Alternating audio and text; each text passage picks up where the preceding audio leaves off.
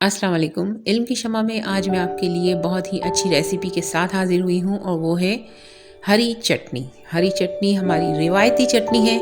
इसको बनाना इंतहाई आसान है और मैं आपको इसका बहुत ही आसान तरीका बताने वाली हूँ जो झटपट तैयार हो जाएगा और चाहे कोई भी वक्त हो आप इसे फ़ौरन तैयार करके दस्तरखान पर ला सकते। धनिया की एक गड्डी, हरा धनिया की एक गड्डी और एक गड्डी पुदीना की हमने ली है। उसे अच्छी तरह से धोने के बाद उसे आपको कट करना है, यानी धनिया को आपको कट कर लेना है, उसकी डंडियां बड़ी निकाल लेनी है। धनिया की एक गड्डी लेकर और एक गड्डी आपको पुदीना की चाहिए होगी। बहुत ही कम चीज़ें हैं और जायका बहुत ही मज़ेदार होने वाला है। धनिया और पुदीना को आपको अच्छी तरह से पानी में धो लें क्योंकि इसमें मिट्टी बहुत सारी होती है। धनिया की बड़ी डंडियाँ अलग से काट दें और इसको छुरी से काट कर छोटे छोटे पीसीज में तकसीम कर लें।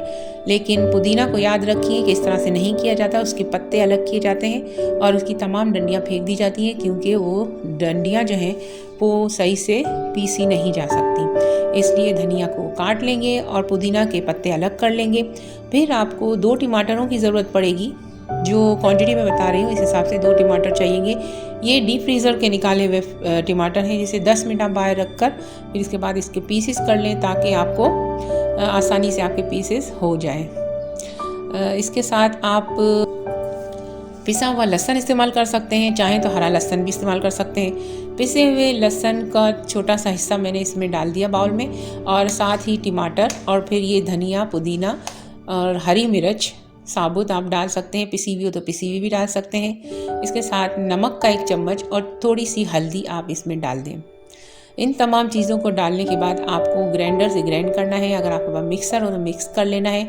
अच्छी तरह से पीसना ही हमारा मकसद है। अगर ये सारे मशीन आपके पास ना हो तो आप हावन दस्ते में भी इसको पीस सकते हैं। क्योंकि मेरे पास अल्लाह के करम से मौजूद है तो मैं इसको इसी ग्राइंडर से पीसूँगी।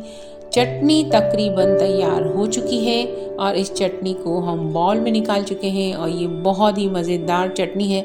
इसको खाकर आपके दस्तरखान की रौनक बढ़ जाएगी।